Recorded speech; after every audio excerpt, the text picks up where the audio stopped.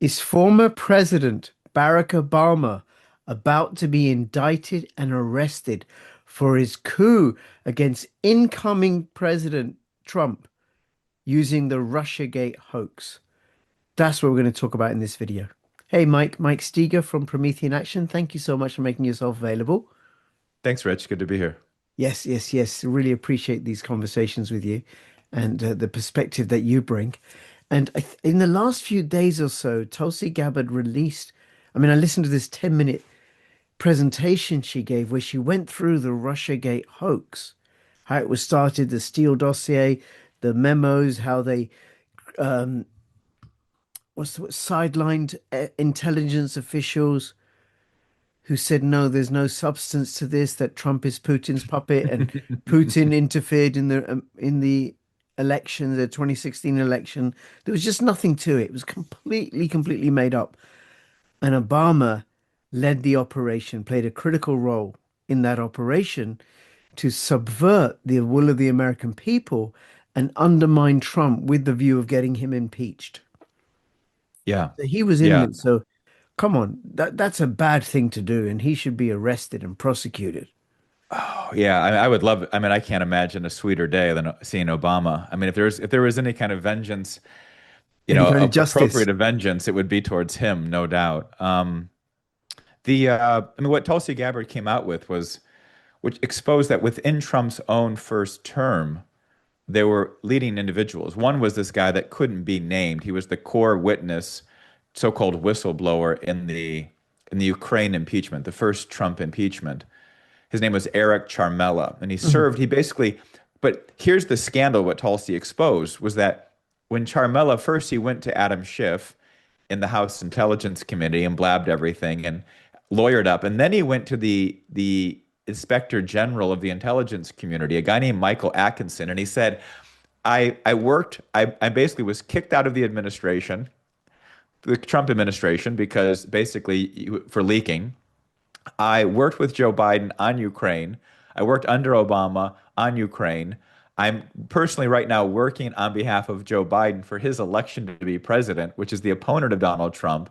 And yet, Michael Atkinson, the inspector general, so the guy that's supposed to be the neutral ability to evaluate if there's problems here, said, "Oh, this guy's got no bias." And he pushed it through to Congress. Oh, wow. So it's really far more about this guy Atkinson and the way the deep state and the intelligence community, even the so-called inspector generals, were entirely engaged. So that's what the criminal referral goes to both of them. Because one, Charmella was not a legitimate whistleblower. He was just faking it. He's been working directly with the people running the lawfare operation against Trump. So he was basically put up to it. He's a young guy. He was young. I mean, he's probably, maybe he's in his 30s now. He was in his 20s at that point.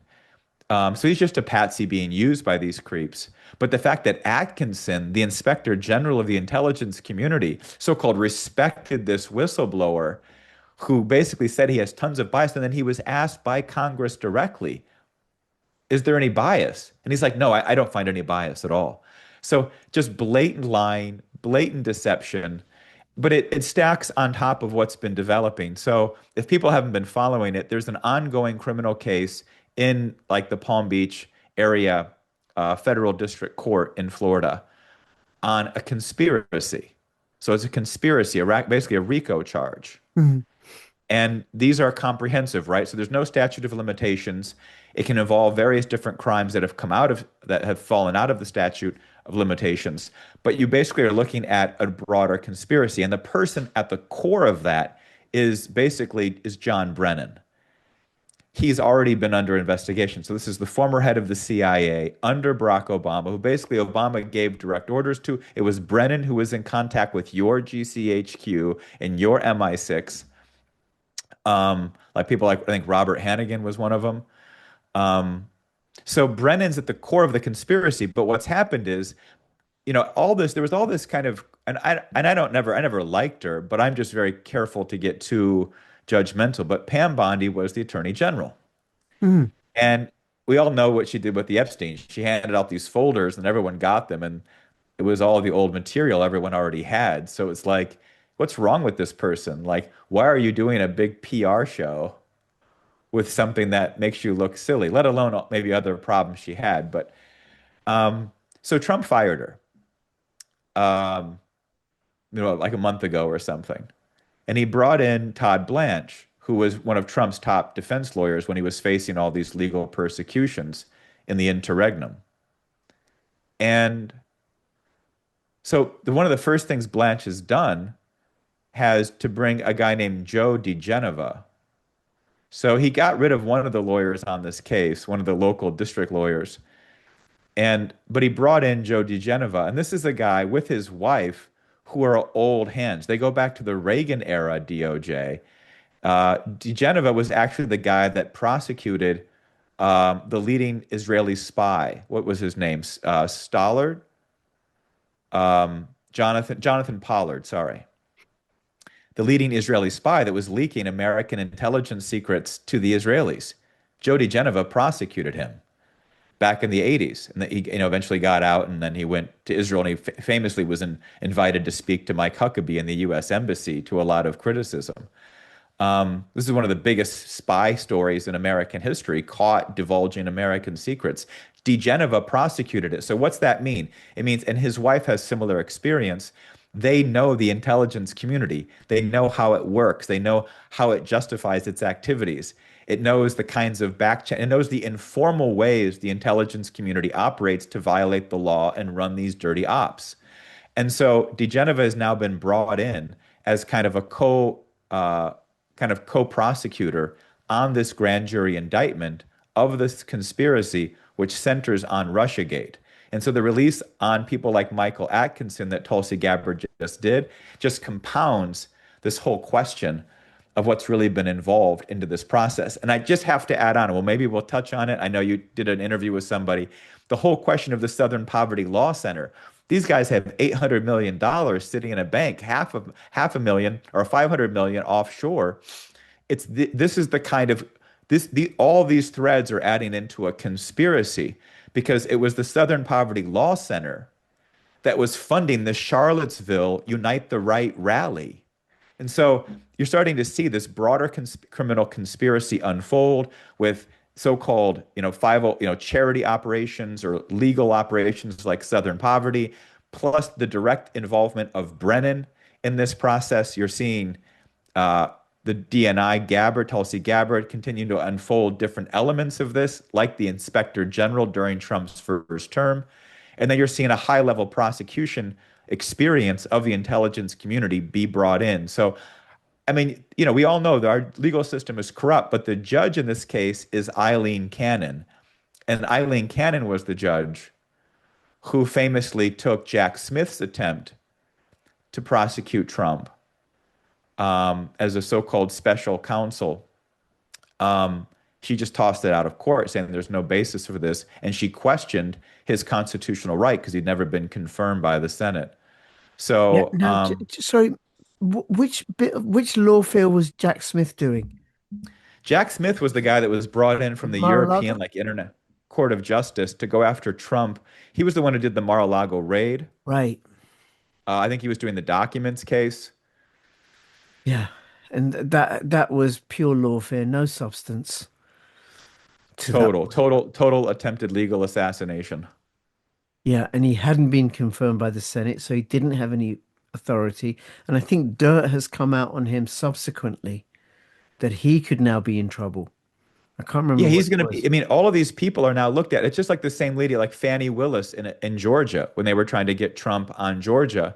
This was the local prosecuting attorney, district attorney, in the Atlanta area, and I think Fulton County. Yeah. And this is when she was caught with this boyfriend, all this money she was spending on all these travel trips. But she denied consistently that she ever met with the Biden DOJ. And now it's on the record. We have the intelligence. She was meeting with the Biden DOJ. There were certain kinds of funding for projects inside Fulton County in Georgia that Willis was involved in, coming from the executive branch. I mean, all of this stuff just shows a broad level coordinated conspiracy to try to bring down Trump and end this kind of and politically persecute and prosecute him. So Mike, let's go through the other lawfare. There was the the loan from the bank from the bank. I forget which bank it was, where he was being prosecuted because he exaggerated the value of a property as Right. This is the collateral. New York one. Yeah, the New Yeah, York trial. but Yeah, who this is doesn't do that? And then the bank was they audited. They said they were completely happy. They got repaid the loan with yeah. profit. Yeah. I mean, if I wanted to take out a loan on my house, I would try and elevate the value. Well, I think all this points to what's wrong with Tucker Carlson and this whole crowd. Okay, before we got that, I got to say the other one about is it E. Jean Carroll? Oh yeah. Oh yeah. Because that also got exposed. Now I followed that one quite closely, Okay. being a social worker and stuff. Here's sexual assault, and it was the criminal case failed. She won a civil case that he lied by, he was wrong to call her a rapist, and the evidence in her support was pure hearsay from a friend of hers who said, "Yeah, she told me years ago it had happened." And Yeah. I'm like, And I she's can't, completely not within her right mind. I mean, she's just not. yeah, but I can't get a prosecution for child abuse on that flimsy evidence. No, of course not. You couldn't get anything. That's why she didn't get a prosecution. But But I this is couldn't even get a civil case on such Oh yeah, flimsy right, evidence. right, It's right. No, just I know. pure Well, hearsay. part of this was that Me Too, the whole Me Too movement, which was just this kind of like, feminist comeuppance of taking down all these dirty, corrupt men. And of course, there are a lot of those. Weinstein was probably one of them, or was one of them. But it was this kind of because they created a change in the law in New York City.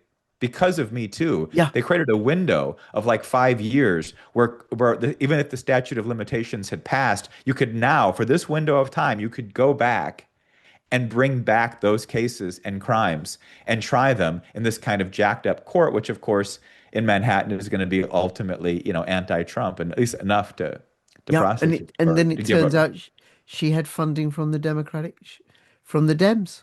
Oh, did she? Of course you did. Yeah. Yeah, so At she least, at was set least, up to it, and she at said she'd least Reid never met him. Hoffman. Yeah, she said she'd never met Trump. She said the truth is, it's come out she'd never met him. So the whole thing, all these stuff. But meanwhile, people really think Trump is the orange devil because Yeah, well, that's the thing. The question is, why are people that know he's not deciding to why are they flinching? Why are so many people that supported and backed Trump now at this point, after everything he's gone through, why are they now flinching in the process? I mean, I know the Iran situation is tense and it's rough, but let's be very clear. How many civilians have we killed in Iran? What do the Iranians say? We've killed 2,000, 2,500. Say it's 4,000. Something like that. We've killed that many civilians. How many civilians did the IRGC and the Iranian militias kill when they killed the protesters? I mean, do you know I mean, my to sit here and say that there's some kind of like moral damage because we're killing, because I mean, war is, legalized murder. Fine, you can have questions of all of that.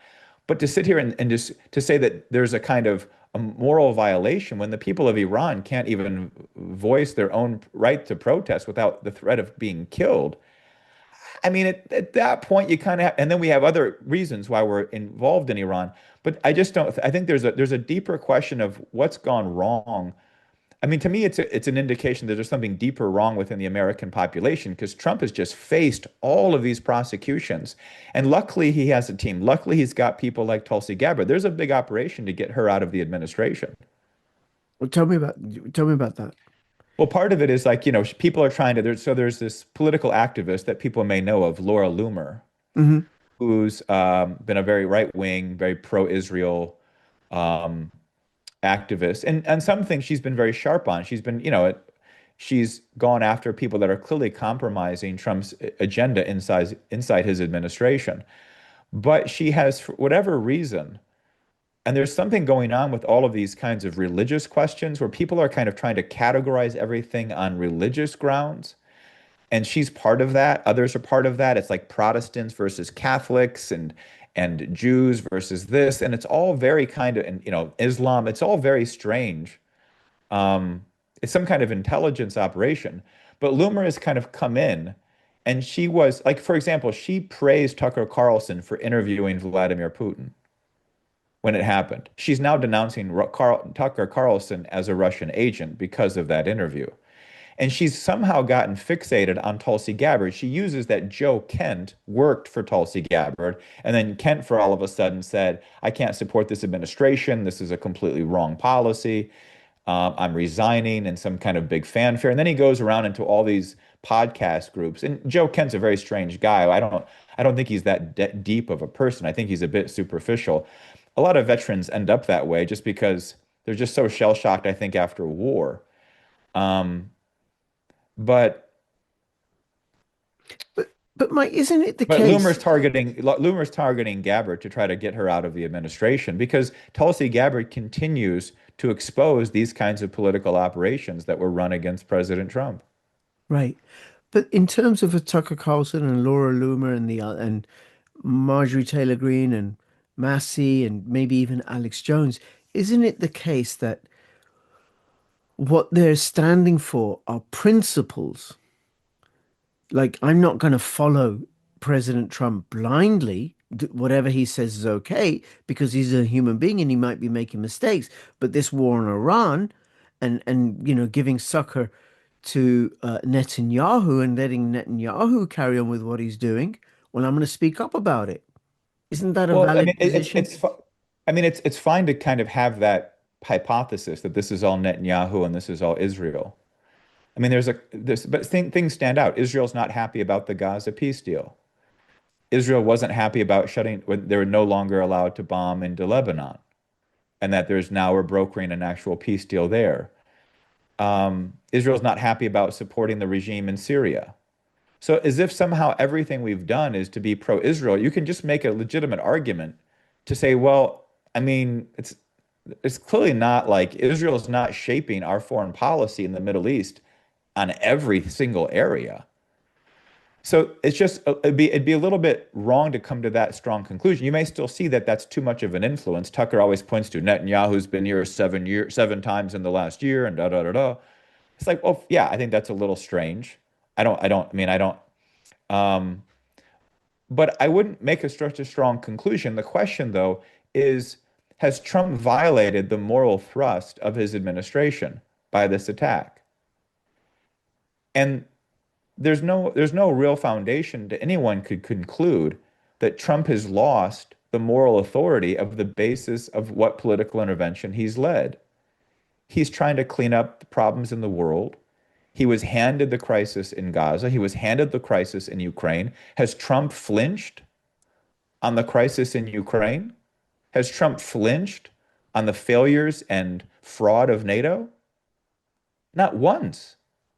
Has he flinched on rebuilding the United States, its manufacturing, its industry? Has he flinched on rebuilding our energy sector? He just launched 5 memos giving the Secretary of Energy war powers to rebuild the United States energy grid and build with $450 billion worth of financing available to start building real power plants. Trump Okay, hasn't hold on, flinched on Mike, any of hold his on. promises.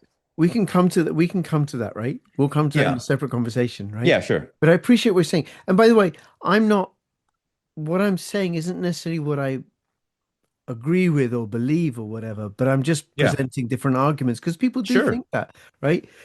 Uh, I think They do. They do. I think President Trump is far more preferable to Barack Obama, and thank goodness we don't have President Kamala Harris or VP Tim Walsh.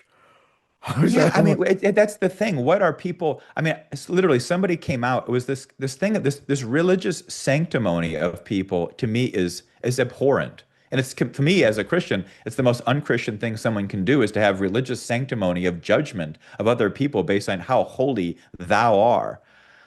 Somebody actually wrote that Trump is like could be considered the Antichrist, and it's like, are you out of your mind because of that post of him, with kind of like with the white robe healing somebody in the sick bed, and of course you could say that that's he's pretending to be Christ. He didn't have himself with a face on a crucifix or something. It wasn't like it was Christ, but you could make the argument. But to sit here and say that a post on social media makes somebody the Antichrist, people have lost their minds. And And they're wanting to avoid reality by coming into a religious sanctuary and saying, now that I'm now going to confine myself, and this is Tucker, now I'm going to confine myself by these religious codes. Now I'm the holy one. And everybody who doesn't act the way I think they should is somehow evil and immoral and corrupt. And it's like, please spare me. How many times has fraud and corruption been shrouded in religious sanctimony? yes, yeah, I can see this is an issue that you're clearly passionate about. Well, I mean, you got a president who's fighting, and of Yeah, course no, I get it. you can have But concerns about the Iran war, but by all means, don't throw him under the bus. but also it's the double standard. Barack Obama Right. had all these him and his team posted all these images of him as Christ. There was no outrage from Muslims and Oh, Christians. Messiah complex to no end. I That's mean, this right. guy, That's I right. mean, it was just And crazy.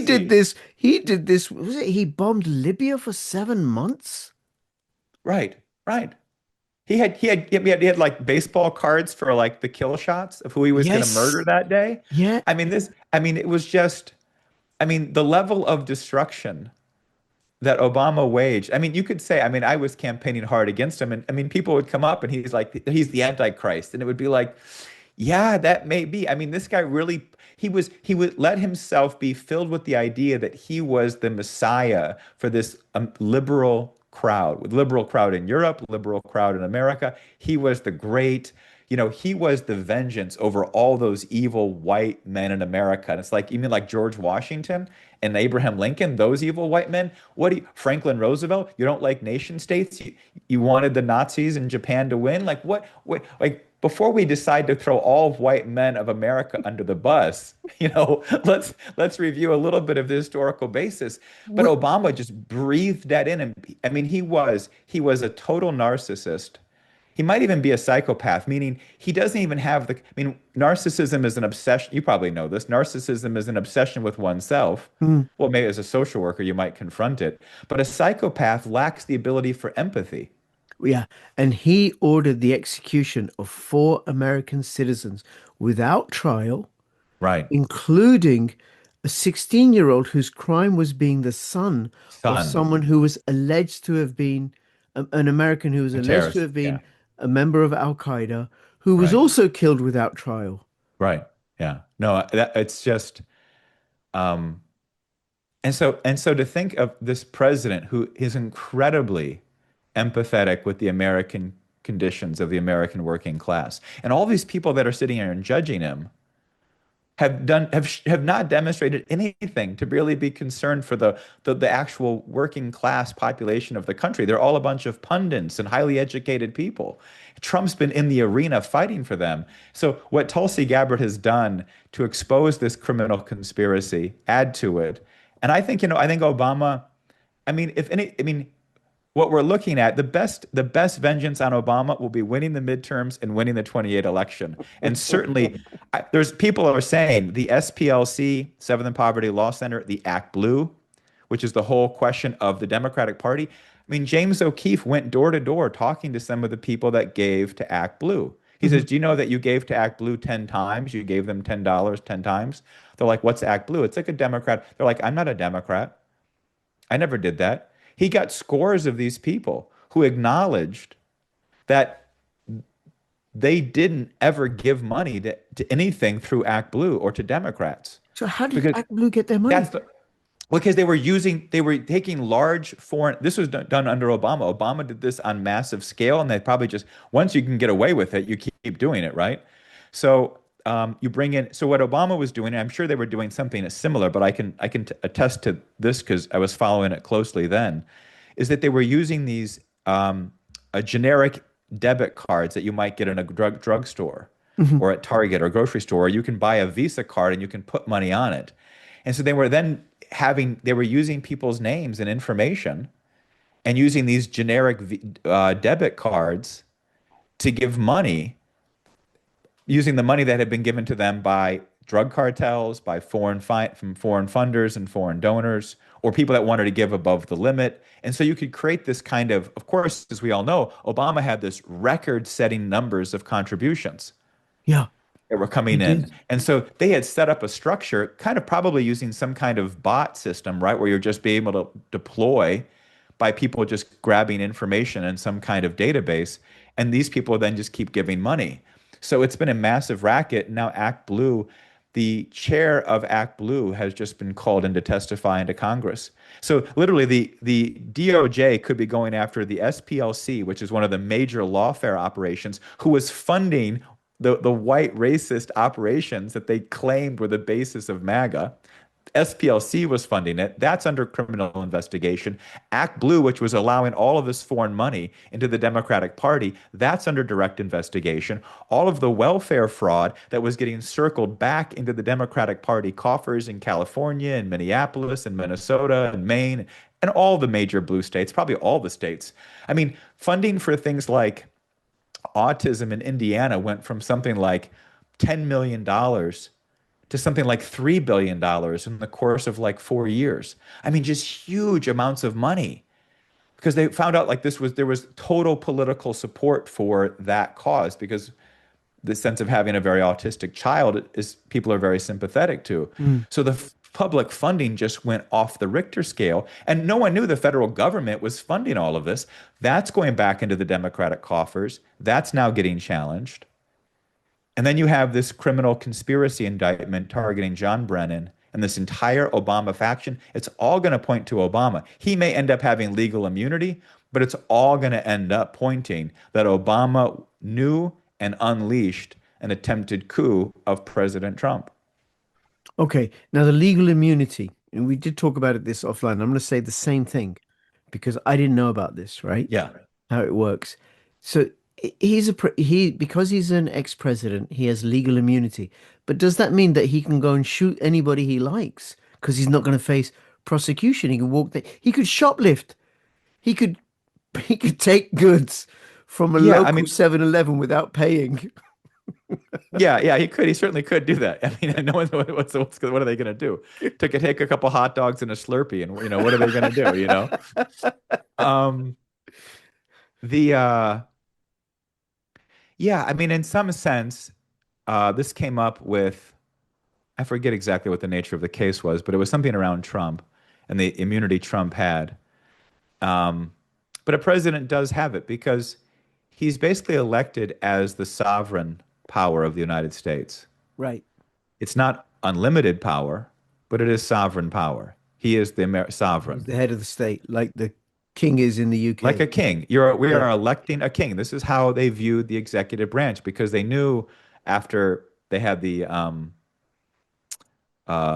Articles of Confederation prior to the Constitution, we had three different presidents at the time. Like it just wasn't a viable system. That you needed somebody who was ultimately accountable to the population. If you were going to elect someone who is accountable to the population, you really can't sit there and say that they are held to anything else but to the will of the population. So, of course, that means impeachment. Hmm. So the question is, Obama were to have been impeached on these crimes. This is just the way the legal discussion goes. Things could change. It also depends on how heinous the crimes are. It depends on a jury, what a grand jury might do on some of it. Because even if you're going to get thrown out at the Supreme Court, it's still worth going through a prosecution. Um, so that's just kind of the base, maybe some legal background of could Obama actually be prosecuted? But it's unprecedented, and to catch him in this process, that people that worked with him, like Susan Rice famously said, it was like January 4th of 2017. We did it by the book. Everything Obama told it, the president told us to do it by the book. Everything by the book. Do it by the book. And it was kind of like the strange formulation of obsessively trying to cover up and say we didn't do anything that wasn't by the book. Mm. Like when clearly Obama was saying, "Yeah, go ahead and run your dirty operations." I wonder which book she was referring to. Yeah, yeah. Which book? What book are you talking about? Yeah, not a Some book John of le Carre law. spy novel or Yeah, something, yeah, right? exactly, exactly. The little black book. Yeah. So, so I just think that, so we'll see. I mean, I can't say that he has total immunity, but that's generally the kind of sense of a president when he is in office can't be held for anything that's done because ultimately what happens is that politics changes and people then want to just charge the president for doing something they didn't Yeah. like before. Yeah, that's Um, fair enough. No, no, and what you said to me is that he could get impeached, which would well, be if he was president still. But look, for Obama, having him dragged through the mud in the media will be everything. Like even Netflix, the big Netflix deal that he and Michelle got, yeah. Netflix has already let them go. I think, yeah, and I'm sure Michelle is ready to let him go. Let him have all his gay orgies wherever he wants to. But like, and Michelle can do her thing, but they're not a happy couple, let's be honest. So that Obama lives kind of in infamy will be wonderful punishment. I mean, I'm happy for more, but Well, well, that would Mike, be appropriate. would you be happy if you had Mike Michelle Obama as your husband? Yeah, who's the wife and who's the husband in that relationship? That's That's it. right. Or was he said Michael Obama, me and Michael. I don't know if you've seen Yeah. on BitChute this fabulous song. I don't know if it's true or not. It's such a great song. Michelle Obama is a man. It's a really great. I haven't, no, but I'm sure I'd like Just, it. Yeah. I'll send it to you. Yeah. If you like rock music. Yeah. Yeah. And Barack is not, Barry is not. But Yeah. yeah, Barry and Obama, though, will be a big step. It'll be a cleansing act. It'll be kind of like the protest after Margaret Thatcher died in the UK. Everybody kind of went in the streets and had like a big parade and party. I Yeah. mean, Obama really will be seen as one of the most heinous figures in American history. Well, will he? Because the mainstream media is still owned by the globalists. Well, maybe not today, even if he gets caught in basically leading an attempted conspiracy and the conspirators get indicted and convicted, he may not, the mainstream media may not turn on him. But if you talk to Generation Z, you talk to younger people. So Obama, I mean, he might have the mainstream press today. Mm. He's not going to have it in 10 years. Yeah, And just on so, that, if I can just tell you, in the Guardian, July 2025, when yeah, Tulsi Gabbard first released any indication about Obama's criminal activities with regards to yeah. Russiagate, Obama came out and said, no, no, no, this is all fake. This is all fraudulent. Then Tulsi Gabbard released documents that showed that Obama was lying, that he was actually involved. The Guardian have done nothing on it since. So it's censorship by omission. So people won't know. They just won't know. But I get No, it. they won't It will know. They come out. won't know. Yeah. It No, they will. won't know. I mean, it'll be, but it's one of these things where if Brennan and others and other conspirators who are directly in Obama's administration are convicted by a jury, it's going to start to have a sting. But the big thing is shifting the American people. Like a lot of people have been, we call it, red pilled. Mhm. A lot of people have, they now see the Democratic Party as this, party of just insanity, Yes. genital mutilation of teenagers and everything else. Um, And they have no policies. and they have nothing good. And look at the bench for the California governor's race. Their leading candidate was a guy who'd been sleeping around with like everything. I Oh, mean, he you know, Swalwell.